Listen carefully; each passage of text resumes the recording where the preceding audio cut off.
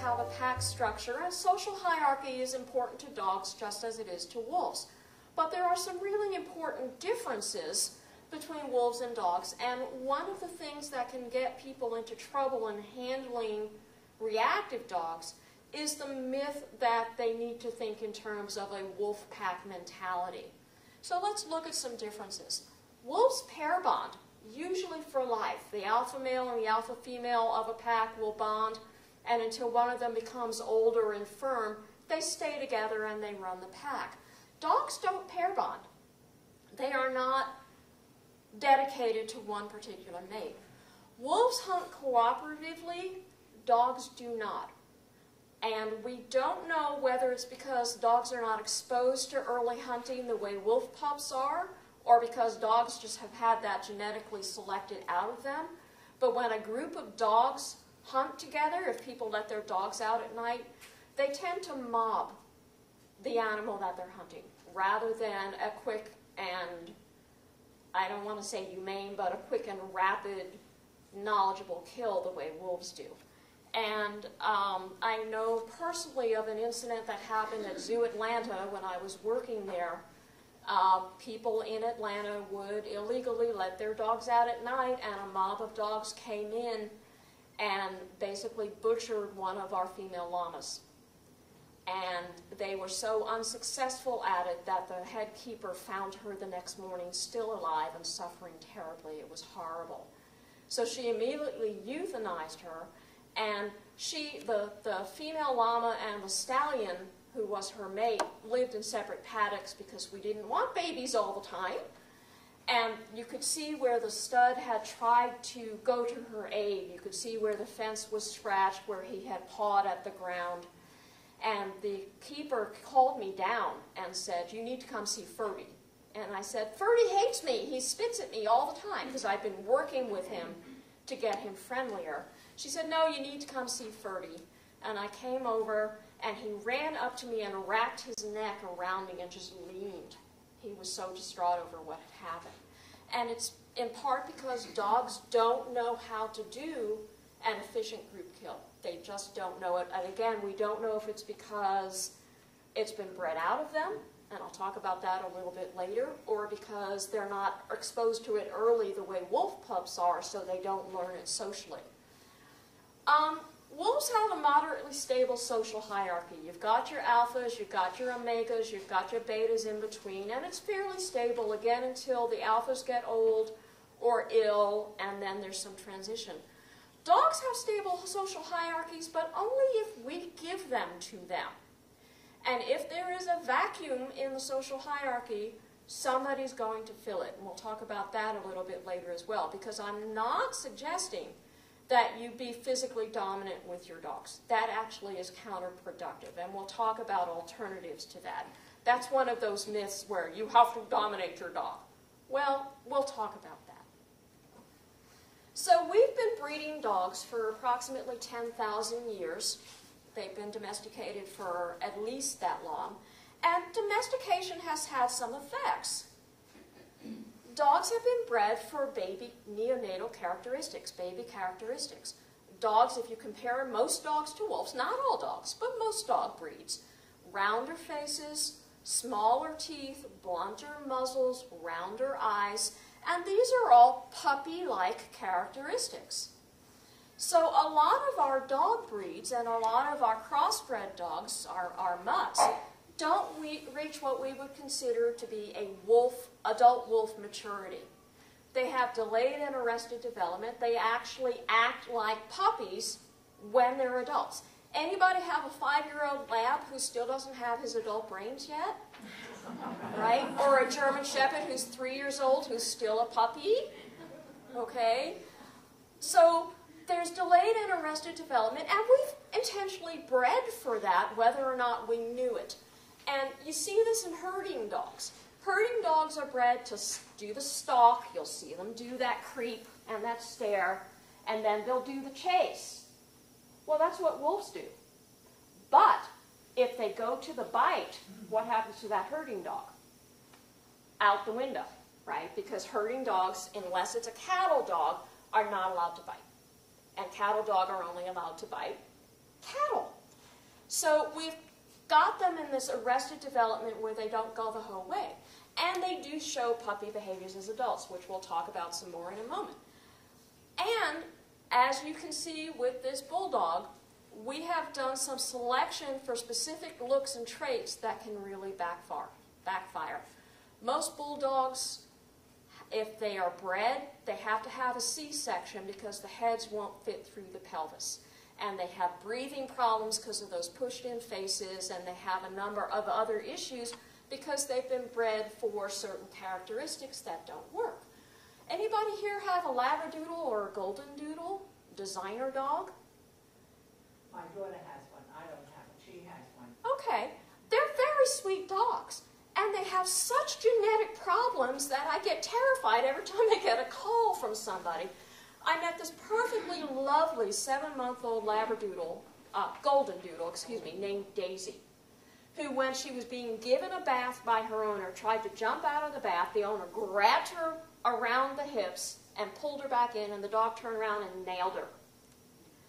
And this dog was just a delight, and the owner didn't want her. The owner was a pediatric nurse and had seen children getting bitten, and she had an 8-year-old and a 4-year-old child, so that dog was not staying. But they wanted to do the best they could for the dog. And I watched the dog walk. I don't know if I can do this. The dog walked like this. What does that suggest to you? Yeah, hip dysplasia. And all I did was I lightly tapped the dog on the side, and she didn't try to bite me, but she did that sudden turnaround. And I said, your dog needs to go to the vet because I guarantee you this dog has hip dysplasia. And when the vet analyzed it, did the workup, moderate to severe hip dysplasia. So when the woman tried to grab the dog back into the bathtub, she severely hurt the dog, and the dog severely hurt the person who was hurting her. So they sent her back to the breeder. The breeder said he already had somebody who wanted the dog. I don't know what happened. Not my part of the story, unfortunately. But that's an example of a crossbreeding that is notorious for gastrointestinal problems, hip dysplasia problems, skin problems, and they're the sweet, most delightful dogs you ever want to meet. So sometimes we're doing our pets a disservice just by the way we select for them. Neonatism, this puppy behavior, even when they're 90-pound adults, can lead to inappropriate behaviors. Mouth licking. Now, personally, that doesn't bother me. I like when my dog gives me kisses. But open mouth licking? Blah! Reminded of Lucy from the Peanuts comics. Blah! Dog germs. Nibbling the owner's chin. Anybody go through that with their dog? Yeah. Play biting too hard. They're puppy biting, but they're big now, and it's painful. Inappropriate attention seeking. Me, me, me, me, me, right? Everybody's known dogs like that. And dogs that crawl into the owner's lap. Here is an example of that. I told my husband when we got our puppy, that's Bronwyn, she really does have blue eyes, if you let her on the couch when she's this old, she's going to be on the couch when she's this old. And he said, that's okay. So we wound up with that.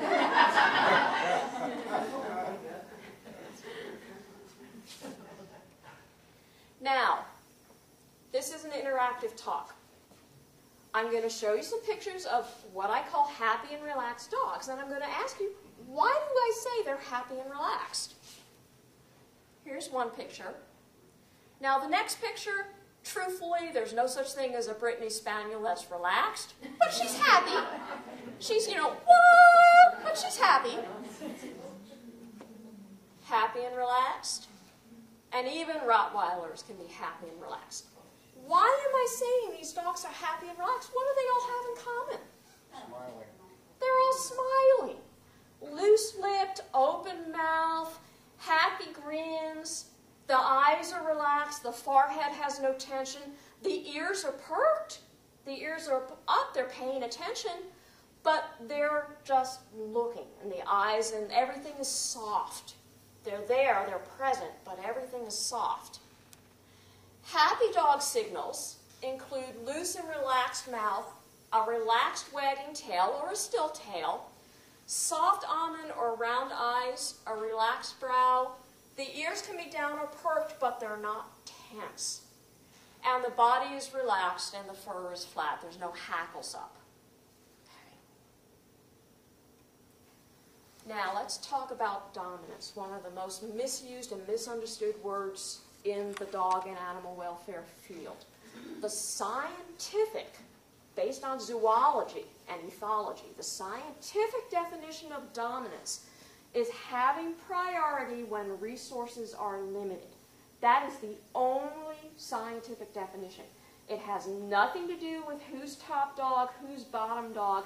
It's absolutely scientifically, if there's one piece of turtle cheesecake sitting on that counter and I'm dominant, I get to have the turtle cheesecake over everybody else.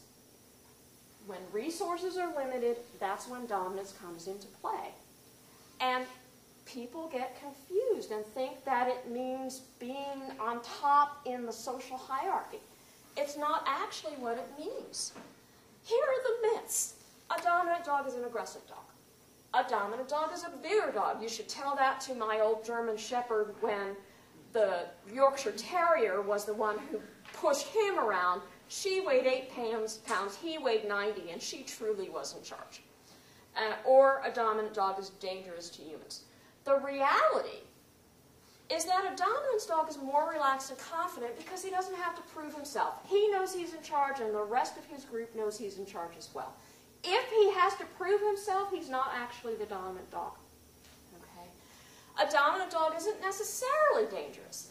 They can be, but it's not a given. It's like anything. A submissive dog can be dangerous. I've heard a number of people say here, any dog can bite given the right circumstances. Okay. And a dominant dog can show noblesse oblige, which means that turtle cheesecake is mine, but I can let you have it. I don't have to have it. It's yours if you want it because I'm not in the mood for it right now, or I feel like being generous. And dominant dogs will do that. And just so you know, 95% of aggression cases that veterinary behaviorists and PhD behaviorists like myself see are fear aggression, not dominance. The dogs are scared, so they protect themselves, and sometimes the best defense is a good offense. But 95% are fear aggression, not dominance aggression. Recognizing dominance behaviors. There are a number of signals. And remember, we're not talking about aggression. We're talking about who's in charge, who owns the resources. There are dominance threats where the animal says to you, I am in charge and you better know it. The head up, the ears forward but relaxed, a stare. What I'd like each of you to do is pick a person in the room and turn and stare at each other and see what happens.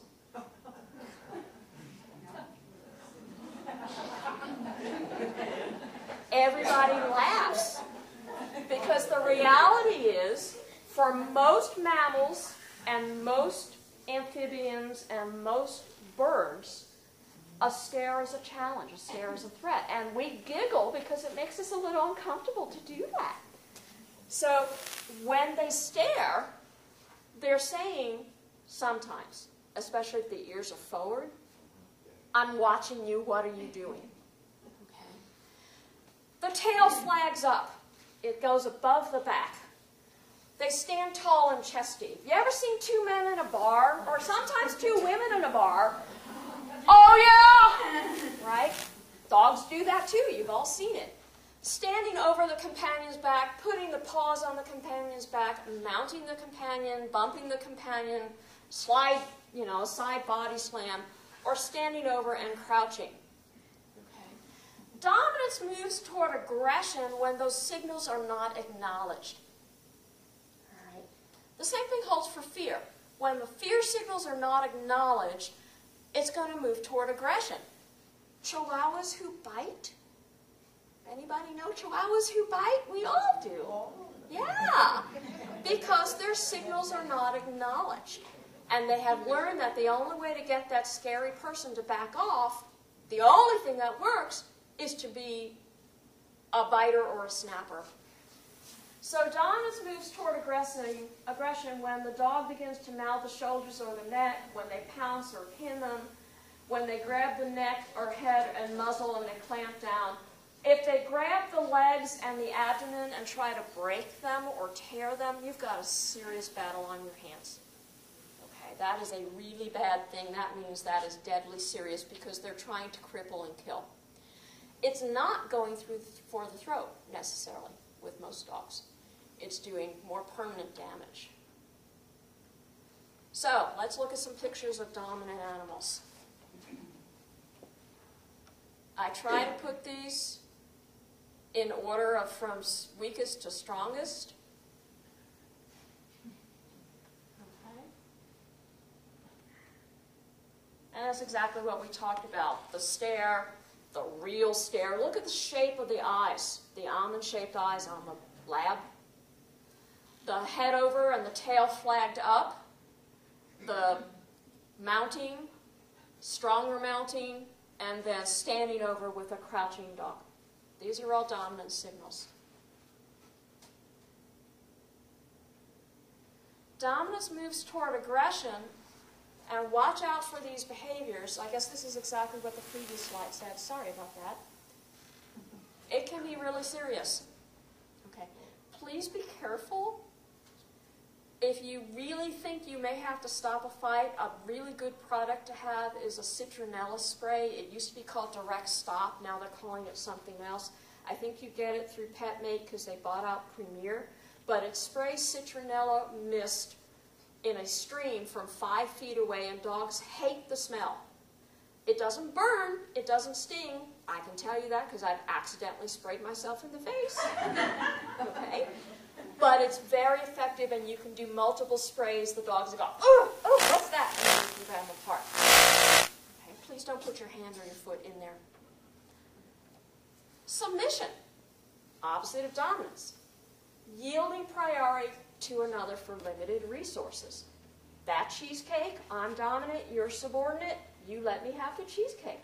The owner comes home, Billy is dominant, Buddy is subordinate, Billy gets to be with the owner first. You are a limited resource. There's only one of you. And if you have multiple dogs, they're going to work that out. Submissive dogs will relinquish position, toys, chews, other resources, including you. Oh, you want this? Okay, you can have it. Submissive dogs wait their turn. The other dog drinks first, the other dog goes out the door first, the other dog gets on the bed first. They wait their turn. Submissive dogs make themselves smaller. I'm not challenging you. I know my place. But submissive dogs are not necessarily fearful because they know their place. The dominant dog knows his or her place. The submissive dog knows his or her place. There's no reason to fight. Everybody understands what the situation is. Recognizing submissive behaviors. We'll see some pictures as well.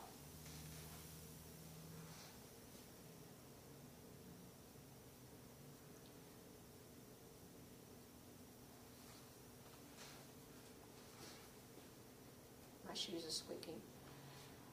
The Doberman is acting very submissive. She's laying down, her ears are back, she's watching the other dog, but her head is turned slightly to the side. The other thing to know is she's also very pregnant, which is why she looks so funny. Okay. And the other dog, the shepherd, is really not challenging her. Look at the way his ears are. But she's saying, yes, I'm subordinate to you. Bless you. This is a submissive behavior, the mouth licking. I'm a puppy, gotta love me. I'm a puppy, you're in charge. And look at the angle of the heads and the way the ears are. We've seen this already, the crab creep while the other dog is standing over. The puppy, this is a 9-month-old puppy with an adult dog, and the 9-month-old puppy is saying, I submit. They were in a play activity, they were having a lot of fun, and the 9-month-old puppy got too wild, and the adult went, "That's enough," and the puppy said, "Okay, I submit." And then you've got the full on-the-back response with the subordinate behavior. The idea is that these signals, the dominant signals and the subordinate signals communicate status, so no fights have to occur because everybody understands where everybody else is in position. Think about people who work for you. Think about people you work for. As primates, we do this, but we don't always realize it. And sometimes the social signals work very well, and sometimes they work less well. There's, I had a case of a dog who didn't have a tail. He looked like a Belgian Malinois. He was black and long-haired, and he just never had a tail. He was full size. And he would play, and he would get excited, and after about 10 minutes of play with another dog, he would just attack that dog and beat him up, and he did this to several different dogs, and they called me in. And I watched this dog play with his housemate dog, and I noticed that you couldn't read the dog's face because he was covered with black fur and his ears were mostly hidden. And you couldn't read the dog's body because he was covered with long black fur and his body was mostly hidden. And he didn't have a tail. So what was happening was the black big dog was going, "I want to be a little dominant now. We're playing, but I'm starting to get serious. I want to be a little dominant now." And the other dogs were going, "We're just playing," because they couldn't read him. They couldn't understand any of his signals because they couldn't see them. So then he would go, "You're not listening to me. Pow!" So what we did was we said, this dog gets to only play for 5 minutes, not 10. And you take him away and you give him a break and you let him calm down and then he can go back and play again. And lo and behold, they never had another fight because he never was allowed to get to the point where the other dogs were quote unquote not listening to me trying to be dominant. So he never had to get so aroused and then get frustrated because his signals were not being acknowledged. In his mind, he was giving very clear signals, raising his tail, all of that stuff. It's just none of the rest of us could see it. So sometimes you have to tailor what you do based on what's missing. I always joke about that was a dog that spoke with a lisp. Okay. He was missing. So think about dogs that we crop tails and ears. They're missing. We're handicapping them with signals. They're not as capable of giving signals. So here's some anxious and submissive postures. These two 9-month-old German Shepherds, they were on a website. The owner was trying to sell them, not by the website, but just letting people know that the dogs were available for sale. And you can clearly see furrowed brow, ears are forward, mostly, tense faces, mouths are closed, right? And you can almost hear the guy going, "You sit still, don't you move. You're in stay, don't you move." And the dog's going, "Okay, okay," until the guy got the picture. This dog is pulling in on herself. Her eyes are almost closed.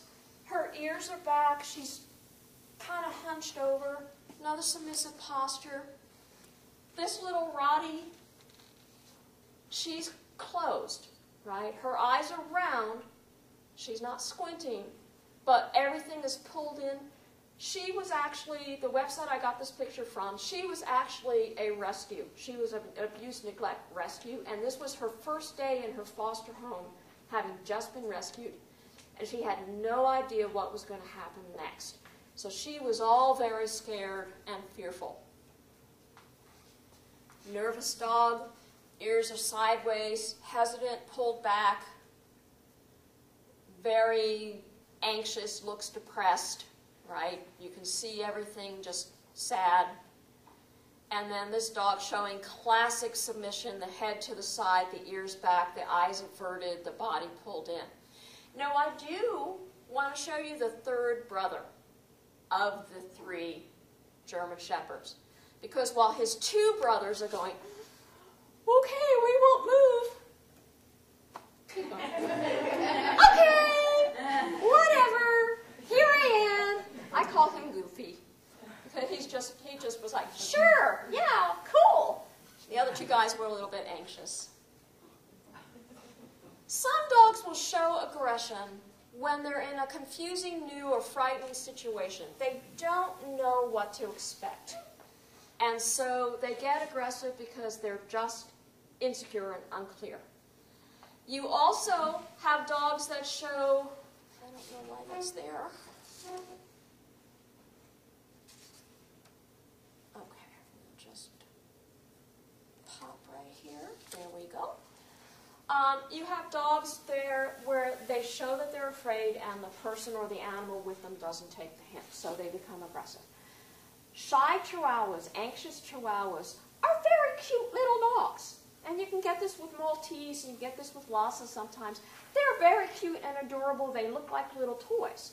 So people have a tendency to ignore the ears that are down, the little lip curl, the tail that's tucked so far underneath that you can't find the tail. And they go, oh, aren't you cute? And they bend right over and reach for the dog or try to pick up the dog. And what the dogs have discovered is, I gave this level social signal, it was ignored. I gave this level communication, it was ignored. I'm really terrified, please put me down, chomp. Oh, they put me down. I just got rewarded for doing that. I'm going to do that again. And you wind up with fear aggressive Chihuahuas because it's effective. And then they wind up here, where we try to rehab them and send them back out again. If there's confusion about who is dominant, and remember, we're not talking about I'm your boss. We're talking about I'm in charge of all the resources in the room. If nobody knows who's in charge, that can lead to aggression because if there's a vacuum, there's a power vacuum, somebody's going to fill it. I would prefer that that be the owner, and again, we'll talk about how to do that benignly. Severe challenges for dominance, animals age, dominance does shift. Okay. Physically or mentally abused animals. They can just, I've seen dogs with PTSD that just flip on a dime and go for you. And then be sorry about it later. But they just, wherever they were not present in our world, they were in their abuse world and it attacked. Some dogs are aggressive because they think they're doing their job. That's what they think they're supposed to do. So you get dogs that have mixed dominance and fear aggressive signals. They're not sure how they're supposed to act, so they show combinations. The dog stares at you, which is a dominance challenge, but their ears are pinned back. They have a fear grin, but they're growling. They have a retreat approach pattern. The tail is tucked, but that head is elevated and they're staring. Anybody seen dogs like that? Everybody. They stare, that's a challenge, but the whites of the eyes are showing. That's fear. Combined signal. They crouch, tremble, and then lunge. I was called on a case in Atlanta, Georgia, for a white pit bull who literally did that. He was so scared of people that when they took him on walks in the park, the state park in the woods, people would start to walk by and he would lunge and he would go through the throat. He would go for the throat. He was not a safe dog. And the owner said, he never lets us know when he's going to do that. And I had my friend, Deborah, who's another certified behaviorist, come, and she was the target. She was very brave that the leash was not going to break and the woman was not going to let go of the leash. And I watched the dog, and the dog went from crouch and tremble to go for the throat in less than 2 seconds. The signals went so quickly, they were there. But because the dog had learned that the signals were ineffective and it needed to escalate to have success in getting that scary person away from me, it just whipped right through those signals in no time flat. And then we were told that the woman actually kind of liked the fact that the dog was aggressive because she felt safer. So needless to say, she didn't work real well with our behavior modification program. And again, 95% of aggression is fear-based. So let's look at some threats. And what do they mean and when do they mean it? This dog is actually doing a very strong stare. Almond-shaped eyes, ears are forward, and he's aiming his head at you. He means it. He may not necessarily do anything aggressive, but he means it. Matthew, what were you thinking? Oh, it's just a dog in it. Oh, look, it's right here. Okay. That is a fear grin with almond-shaped eyes. That is a mixed signal. Those ears are sideways. This dog was euthanized for aggression. It was 2 years old. It had bit a number of people. Was not my case. Got it off the internet. Okay.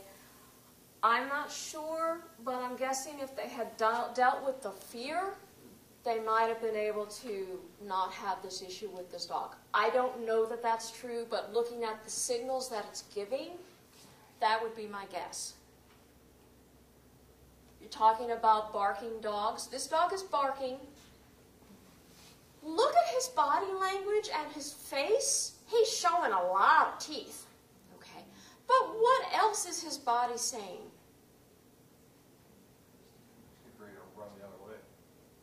I'm sorry? Like he's ready to, like, hold. He's pulled back while he's barking.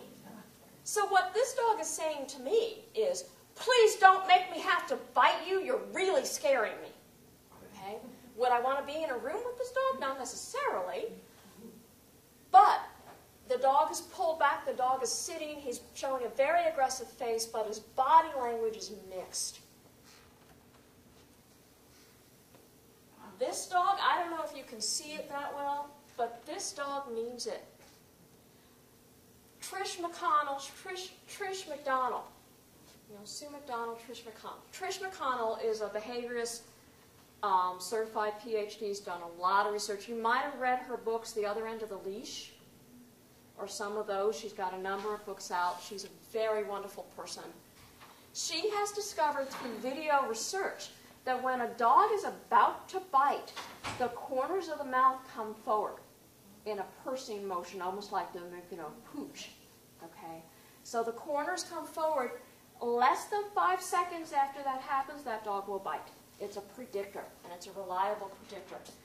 And that's exactly what this dog is doing. It's barking, but look at the difference between the bottom dog barking and the top dog barking.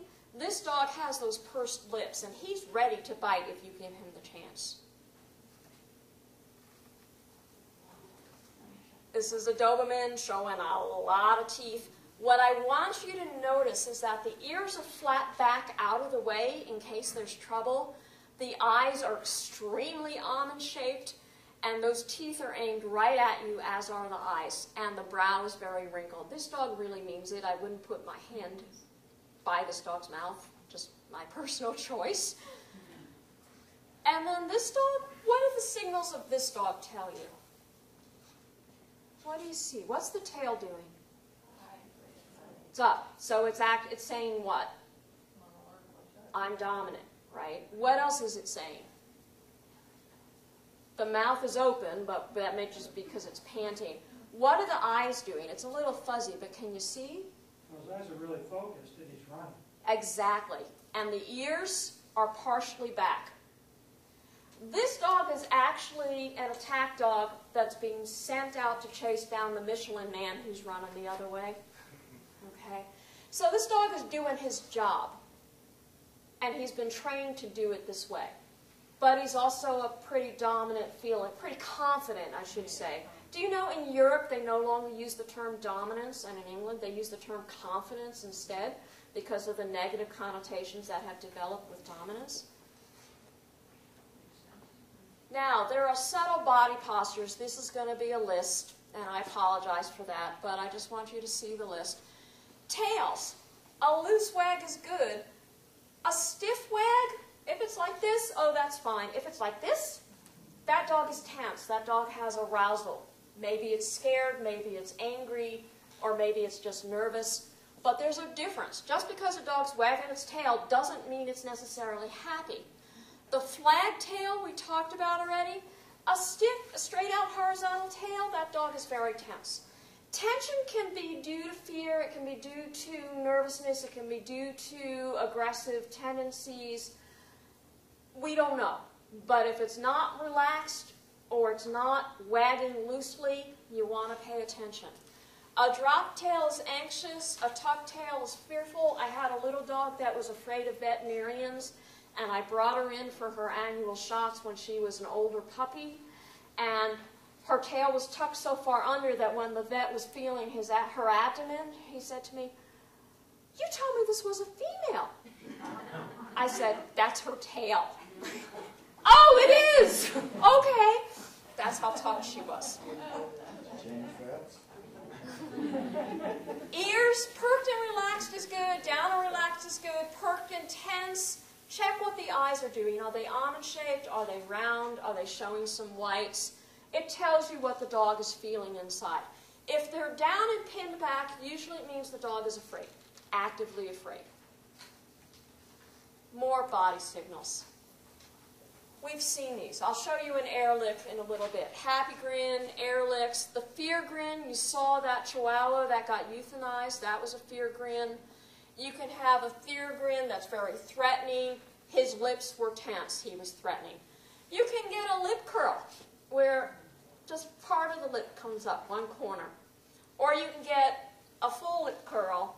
That dog is, whether it's scared or threatening, it means business. Front teeth showing is usually a fear threat. All the teeth showing usually is a major threat. I hate to use the word dominance, but that dog is going to attack. Growling can be fear or a challenge.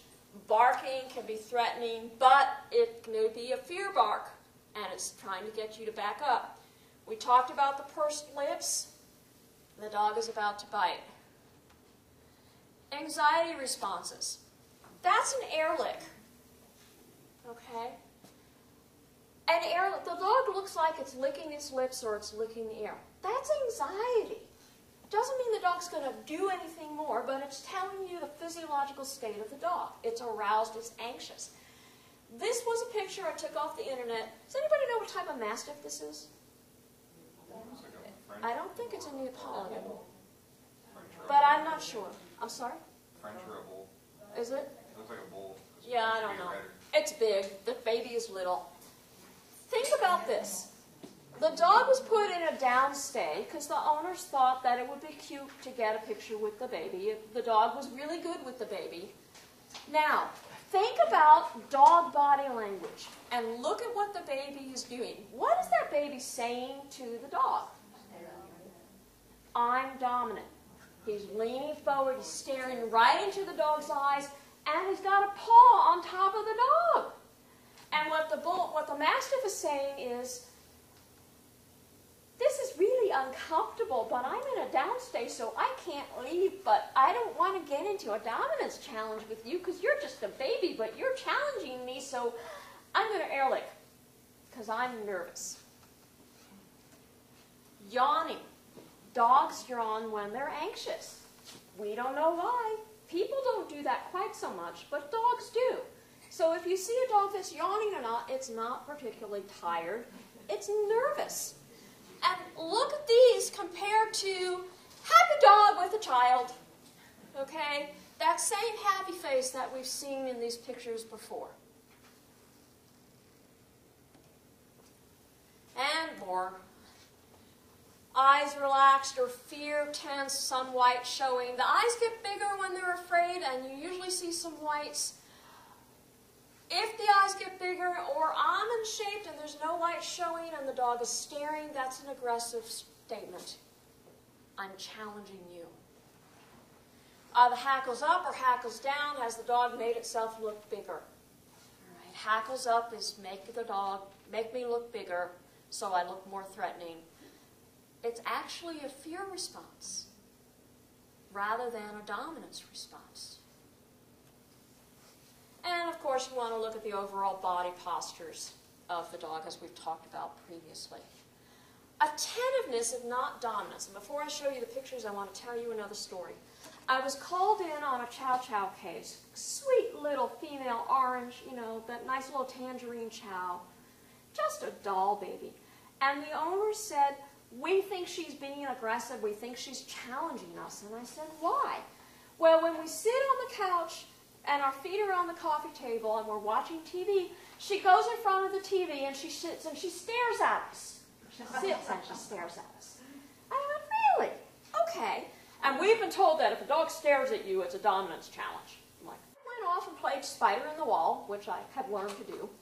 And they sat on the couch with their feet up and they turned the TV on. And the dog came in front of them and sat there and went, please pay attention to me. Please give me love. And I went, this is not dominance.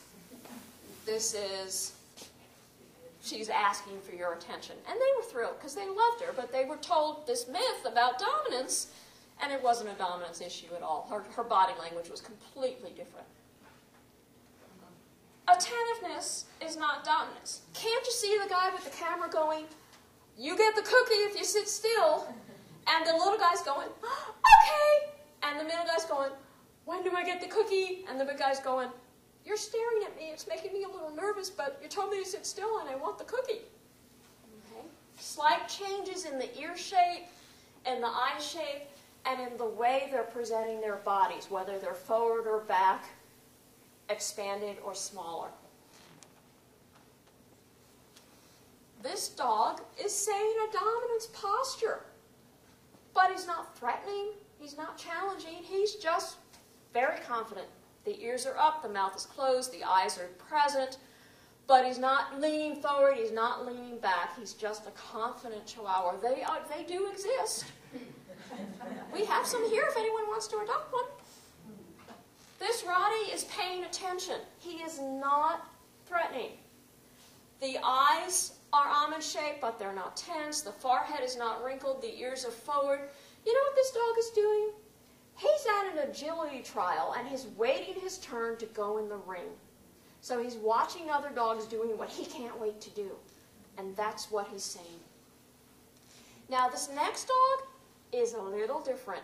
She's paying attention, but what is it that's different than her about her? And it's not because she's a Doberman. What is she showing? Her eyes are a little bit more tense. Her ears are a little bit more back. And what's her head doing? It's a little bit turned to the side. She's a little uncomfortable, so she's sending some mixed signals while she's paying attention. Confusing or unpredictable situations produce anxiety responses in dogs. They need routine, or at least they need to know, they need to have predictability. So if there's changes in a routine or a lack of routine, this can produce anxiety. If we have unpredictable owners, caretakers, or volunteers, inconsistent owners, caretakers, or volunteers. Now, some dogs can work it just like a little kid. They know that daddy won't let them up on the couch, but mommy will. So they ask mommy. But other situations where there's inconsistencies in handling techniques, inconsistencies in training techniques, lead to confused dogs with anxiety issues. Anybody know dogs like that? A whole shelter full of them. Okay, yeah. Poor leadership, and we will talk about leadership again. You do not need to physically dominate your dog. In fact, it's a bad idea. It makes them worse. Clear and predictable situations produce calm and relaxed responses. Keep routines consistent. Be predictable. I recommend to my clients, tell the dog what you're going to do. Not because the dog speaks English, but because when we are saying what we're going to do, our body language goes along with that expression. So the dog can read our body language and know what's happening next. So if I have a dog that's a fear biter, and I'm in that person's house, I will say, I'm going to stand up now, and my body starts to rise, and the dog hears the voice, and that voice becomes a predictor that something's about to happen, and it starts to become more consistent, so it's got less fear. So I don't tell people to say what you're going to do for the dog's sake. I really do it for the people's sake because it helps signal the dog. And agree on consistent procedures. And this is really hard. I've had cases where the husband and the wife absolutely refuse to do the same thing. And I end up having to say, I'm really sorry, but I'm not a marriage counselor. So in doggies, what does your body say? What are you saying to the dogs that you know and to the dogs that you don't know? Because we, half the time, don't pay attention to our body language, and dogs speak dog. They don't speak human. So you have to interpret your body signals based on what the dogs think. Do you stare? Oh, aren't you the cutest little dog? Stare, stare, stare. Don't stare. Blink. Oh, aren't you the cutest little dog? I had a case. This was a dog that had been part of a hoarding rescue. The hoarder had 30 cats in her basement and this Chihuahua. I don't know why. She got the Chihuahua as a puppy, and the foster mother brought me in, and the dog would not let me near it. And I'm used to dogs, any dog, letting me near it. And this little dog just absolutely, don't you come near me. And he was leaning against his foster owner, who he absolutely adored, and was, don't you come near me. And I'm sitting next to him on the couch. And I'm watching the dog go, it's okay, honey. Here, would you like a cookie? It's okay. And this light bulb went on in my head, and I said, this dog doesn't speak dog. This dog speaks cat. And I started to blink at the dog. I went, it's okay. Blink, blink, consciously blink. And the dog went, oh, she's finally communicating with something I can understand. The dog spoke cat. And cats blink at each other when they are comfortable, when they are content and not challenging. The dog spoke cat. Do you pet the top of the dog's head? That's a dominant signal, and the dog can't see what you're going to do next because your hand is blocking the rest of you by doing that. Do you lean or bend over the dog? Oh, aren't you just the cutest little thing? What you're really saying is, oh, I'm so dominant over you, I can challenge you as much as I want.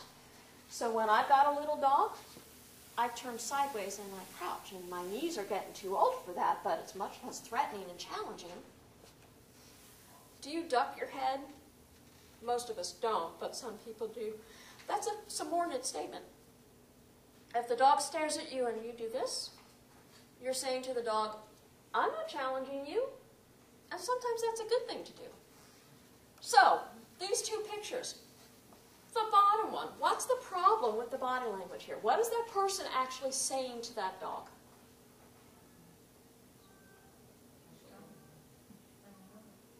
She's bending over the dog, she's leaning right to the dog's face, and she's touching the dog. Now, she is touching under the chin. What is the dog's body language saying to that person? I'm subordinate, right?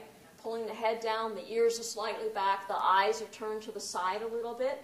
So this woman unknowingly is saying a dominant signal to the dog, and the dog is responding with a subordinate response. How about the beagle on the lady? This is from some movie with Cary Grant. I don't know what movie it was. What is the woman saying to the dog? You're so cute. You're so cute. But what is the dog hearing? I'm so dominant. Right. I'm so dominant.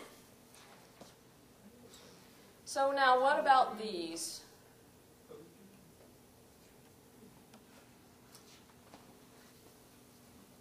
The lady is saying what to the dog again? Bending over the dog. I'm dominant. And the dog is going, okay, I wasn't challenging you. The little girl, that dog has a bone. And that little girl is saying what to that dog?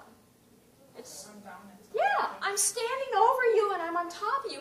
And the dog is a good dog and turned his head away. Didn't go for the bone, turned his head away and said, okay, you're dominant. I don't really get it, but okay. Down here, the child is leaning toward the dog, is staring, and the dog has his ears back, his eyes are partially closed. It's not a really negative reaction, but I would be more careful than this. You know, you've got a child leaning toward a dog like that. And can you see this Boston Terrier over here in the last picture? He's whale eyes. He's hunched. His ears are flat back. His mouth is closed. There's a lot of tension.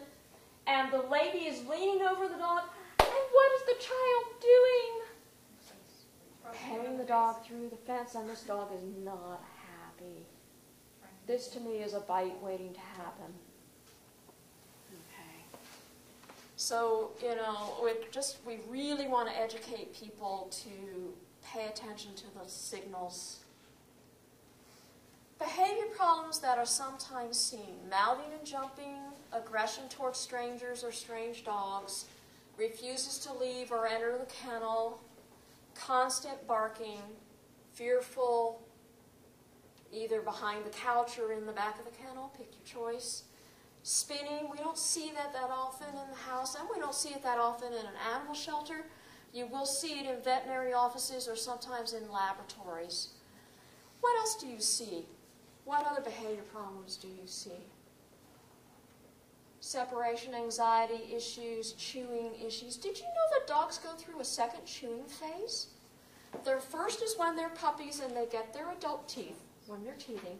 The second is somewhere between 18 and 24 months, depending on the breed of the dog. They start to chew everything in sight again, and it's perfectly normal. The dog's brain has suddenly done a major bloom and prune of neural connections, and the dog starts to re-explore its environment.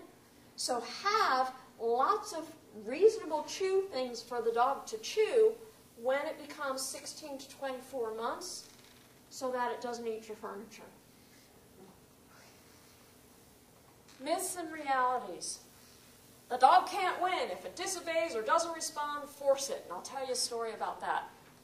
The reality, if the dog is afraid and you force it, you make it more fearful. Try to diffuse the situation. It's not about winning or losing. It's about accomplishing the goal in a way that the dog can accept.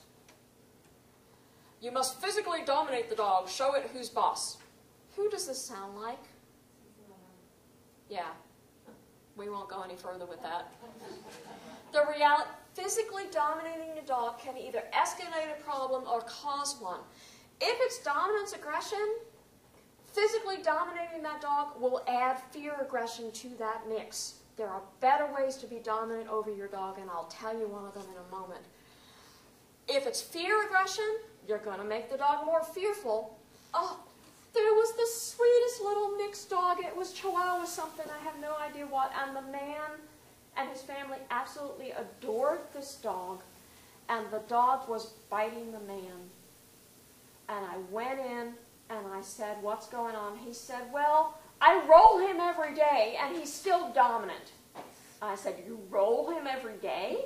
He said, "Yes, I was told you have to roll your dog to show him who's boss." And I looked at this dog, and the dog was terrified of the man. And the man was devastated to find out that the dog was terrified of him. Ears down, tail down, biting out of absolute terror. I laid down on the floor. The dog came over to me. I made smooching noises. The dog licked my face. I sat on a chair talking to the man, explaining what was going on.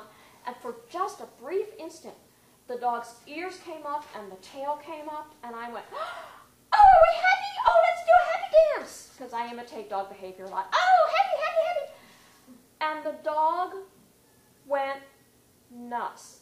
"Somebody understands what I'm trying to say," and jumping up and down and licking me and jumping in my lap and ears up and tail up. It was a complete change. And the owner was, "How did you do that?" And I said, "I did a happy dance." And the dog said, "Finally somebody understands my language." So I had to train the guy on reading his dog and then help them repair the relationship. The dog was just trying to protect itself, and the man was giving really bad, I mean, he cried when he found out just how bad his advice was. And this was a big, strapping guy. You would not expect him to have cried, but he was just devastated that he had been accidentally abusing his dog. Tools of the trade. Nothing in life is free. You want to dominate your dog? Nothing in life is free. Now, if you go on the internet, you're going to go and find 40 different definitions of what nothing in life is free is. This is what I mean. It's not obedience training. If the dog doesn't do what you tell it to do, that's okay. Did you hear that? If it doesn't do what you tell it to do, that's okay, because this is not obedience training. The dog has to earn everything it wants. If it wants to come up on the couch, give me a kiss first. Oh, good dog, now you come up on the couch. The dog wants its food, sit, Oh, good dog. Give it the food. If it doesn't do it, no, you just can't come up on the couch yet. And then just wait a minute and ask again. Doesn't sit for the food goes up on the refrigerator, walk away. We don't force the dog to do the behavior. Because what's the definition of dominance? Who has control of the limited resource? The food is the resource, the couch is the resource, petting is the resource, getting the leash put on to go for a walk is the resource, and the dog only gets access to those resources when you say that it can. If it doesn't do what you tell it to do, it just doesn't get the resource. There's no battle. And that makes you dominant because you're controlling the limited resources. It's hard to do because we've all been taught the dog can't win. But the reality is you both win. You wind up with a dog that will do everything you tell it to do happily, because good things happen when I do what mom or dad says, not do everything I tell you to do because I'm scared of what happens when I don't. And you get a much happier dog. And I've had people, it's almost like a Pentecostal church, I've had people witness to this. Okay? So nothing in life is free. Reduce, eliminate, and reconcile. Don't escalate a situation. If your dog starts to get fear-aggressive, do exactly what you've been told not to do. Turn your back and walk away. Because all you're going to do if you escalate the situation is make that dog worse, and that's not going to help. Walk away. The dog is not going to bite you if you walk away. It might, yes. Question, if let's say the dog growls at you or something and you walk away, would that make the dog learn that growling at you got you to go away? It depends.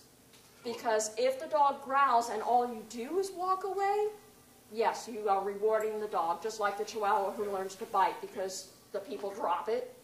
But if you walk away and then come back and work with the dog some more, and I'll tell you about Cody, which was exactly that situation. Okay? You can walk away and still be in control of your dog, and we'll talk about that. That was a very good question. Don't let the dogs train you. They're so good at this. We're so trainable, and they're so good at this. Have a plan before you start. Whatever the situation is, think about what you can do. Ask advice. Try to ask advice from people who don't tell you to physically dominate your dog. We're around. Positive stuff works really well. Sometimes you have to do negative stuff, but it's got to be done very judiciously. Punishment is a difficult concept, and it's got to be done just right, and it can be tricky. Alpha dogs don't have to prove they're alpha. If you're the alpha dog, you will never have to fight with your dog because it will know that you're in charge, and nothing in life is free will do that for you. I promise you. Let's talk about Cody. Cody was abused and neglected, and the woman took him in. She called me after she had him 3 months because he bit her. Okay. He also owned the couch. If he was on the couch, it's like you were just asking, Matthew, if she went over, he'd growl at her. And she had been taught the dog can't win. You bad dog, you don't growl at me, I'm your owner, blah, blah, blah. Okay? So the incident when she got bitten, the dog was on the couch, she yelled at the dog, he growled and started to bite, she yelled at him some more, shook her finger at him. He dove under the dining room table, which was back against a wall like this. She had been taught, as most of us were, the dog can't win. She said, you come here, you bad dog. And the dog is under there going, arr, arr. Your dog can't win. So what did she do? She dove under the table and went up and went, you come when I call you. And he bit her in the finger. And I said, okay, let me get this straight. The dog was growling at you. He left when you approached him and went under the dining room table so that he wouldn't have to bite you. And you went under the dining room table after him? And she went, I made him bite me. I said, yes, you did. He was trying to do bite inhibition the only way he knew how. And she pushed him to the point where he had no other option but to bite her. So, what we did, the growl and the walk away, Cody lived on a leash for 3 months. And the deal was nothing in life was free. Anything he wanted, he had to do something. He knew some obedience behaviors. He knew a few tricks. If he was on the couch and she approached the couch and he growled at her, all she had to do was pick up the leash 6 feet away, keep her back, and just drag him off the couch. No argument, no fuss, no muss, no challenge. She just dragged him off the couch. And then if he did what she told him to do, he was allowed on the couch again. She had me come back for a follow-up visit. Now, this was a dog I could not touch. He sat over there. We sat at the dining room table. I looked at him and went, "Arr," and looked away. Okay, and shook the whole time. When I went back 3 months later, I knocked on the door. I heard woof, woof. She opened the door. She had a hand loosely on his collar, this dog that would have attacked me the first time I was there. And he went woof, sniffed my hand, licked me, and hi! And I said, "Where's Cody and who's this imposter?" And she burst out laughing. And the same dog who had been so difficult and fear-aggressive and potentially very dangerous, he laid down on the floor and let me sit next to him, and I was scratching his tummy, and he got on the couch, and we told him to get down, and he got down. He was just so happy. And I said, "This is marvelous. Why did you have me come back? You don't need me." She said, "I wanted you to see how well your advice worked, how well we've done." And it was a completely different dog. She became very predictable. If he wanted something, he had to earn it. If he didn't do what she said, there was no argument. She didn't force his butt down if she told him to sit. He just didn't get what he wanted, so he did. And you only ask once. Nothing in life is free. Sit.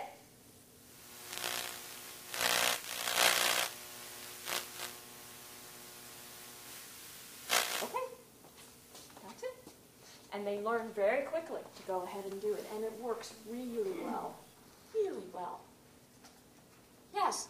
Well, one of your things is aggression towards visitors and on walks. I have a rescue dog on walks. It still gets nuts when we approach other dogs. You can do some training. You have to keep a really big distance at first where the dog can still focus on you and not be...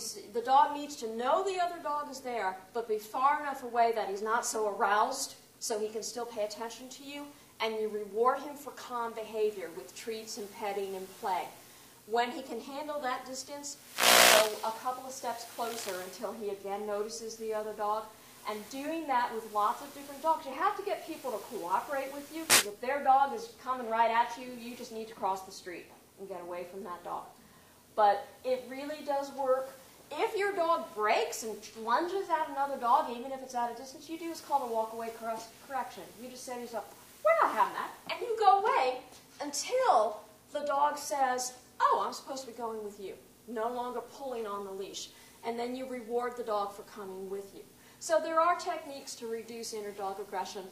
It takes some time, it takes a couple of months, but the main thing is to not flood the dog with another dog being close. You want to keep your distance so the dog can learn what you need it to learn. It's like test anxiety in high school. If you're too aroused, you can't learn what you need to learn. So, yeah, there are techniques. The woman had decided that she wasn't ready yet to work on the visitor's problem. She knew what to do, though, because we talked about it. So the 3-month was just to show that he was doing so much better in the house, even with visitors coming in. Thank you. Any other questions? That's passed. Yes, ma'am. I have a dog that I got from the shelter, and the dog is absolutely wonderful. It's the Jack Russell. Uh-huh. Listens, understands what I'm telling him, Uh-huh. and I had no problems with him for about a month. Now when I walk with him, people will approach him because he's adorable. He's Right. so cute. And he'll let them pet him, but the minute they begin to say goodbye or go about their business, then he's angry and he's getting, it looks like he's going to bite them. The few people that he's done this to, though, say to me, they have dogs of their own, "Oh, he just wants to play." I'm nervous. I wouldn't interpret that as he just wants to play. And what I would suggest is, instead of them leaving, you stop it a little sooner and you leave. and watch your dog. You may see your dog's tail start to droop a little bit, or may see his ears go back a little bit. That's the time to take him away. I do know dogs who are sneaky biters. They're afraid to bite you from the front, so they'll bite you from behind. I also know dogs who were accidentally rewarded for attacking when people leave. So what you want to do is you need to be the person to leave. And you say, oh, my dog gets nervous, I got to go. And just move on, and then reward the dog for the positive behavior he's doing with you. And that should help. Yes? I have a question. It's kind of about fear. About a good way to handle a dog that's got a lot of fear, not so much towards another dog or a human, but like one of my dogs is terrified of any kind of noise that happens outside. So he'll pace and he'll shake and whimper. Yeah. And just, what's the best way to react to him? Just let him be? Or? There's mixed feelings on that. Some behaviors say just let him be. Other behaviors say it's okay to soothe them. I'm usually of the mindset that if you're soothing the dog, you're rewarding it. But there are other behaviors who disagree with me. Right. So what I try to do is desensitize the dog. For example, is your dog afraid of thunder? Terrified. Walmart sells a thunder video, a thunder CD. You put it on extremely low volume so that you cannot hear it, and let it play and watch your dog's response. If your dog gets alert but not freaked out, let it play until your dog gets calm, and then over several months, hopefully there won't be a thunderstorm in between, you can crank it up very slowly. Now, I do know of a dog that we played the thunderstorm to see if the tape would work, and the dog was, oh my God, oh my God, oh my God, and then went and looked out the window and saw the blue sky and went, and went and lay down on the chair and went to sleep. You can't fool me. With noise phobias, if it's thunderstorm phobia, sometimes it's the noise, sometimes it's the barometric pressure. With other types of noises, like gunfire or fireworks, sometimes it's just the noise. There are short-term medications you can use. You could talk to your vet. Try to avoid ace-promazine, though, which is what they will offer, because ACE, they've discovered through brain scans, actually cause the dogs to hallucinate, and they get a little freaked out. So Karen Overall, who's the top veterinary behaviorist in the country, is trying to wean people away from using ACE. But Xanax or some of the other anti-anxieties are fast-acting. My bigger dog will freak out just because he's right. Sure, yeah, it's contagious. Yeah, absolutely. Yes? I have a set of CDs that are by a woman named Susan Raymond. She's a harpist. Yeah. And the concept of, it's almost the same, there's 4 different CDs, each of them has a different intensity to it. Right. What's wonderful about them is that you only play it once. It's not a CD that you have to play throughout the day. The concept is you play it once, it affects their different alpha, beta waves, and will relax them, and it did work beautifully for one of my thunderbird dogs. Well, and sometimes, whether or not it's doing the alpha beta waves or not, unless that's been tested, but sometimes just having a masking noise so that the thunder is not so loud and there's other sounds masking it can do the same thing.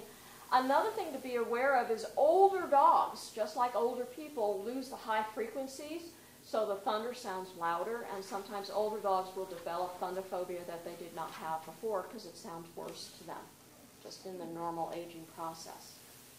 Yes? You talked about a client having her dog on a leash for getting it off the sofa, things like that.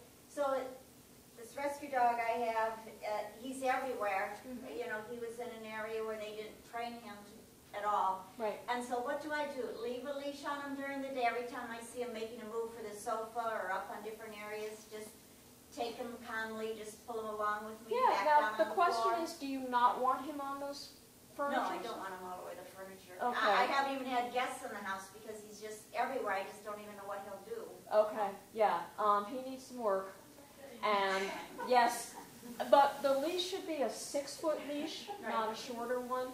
And when the dog comes off the couch, you need to reward it for the good behavior, not just remove it from the behavior you don't want. Okay, so I pull on the leash and he comes on with me And then ask him to sit or ask him to do something that he knows and reward him for that. Oh. Okay. I can't that I would recommend you get with someone for an actual consult, because I think you need a little more help than just 3-second advice from me. It's not your fault. No, Some no. rescue dogs are tricky. Yeah. Yeah, who knows what they've gone through. Any other questions, anyone? Well, thanks very much.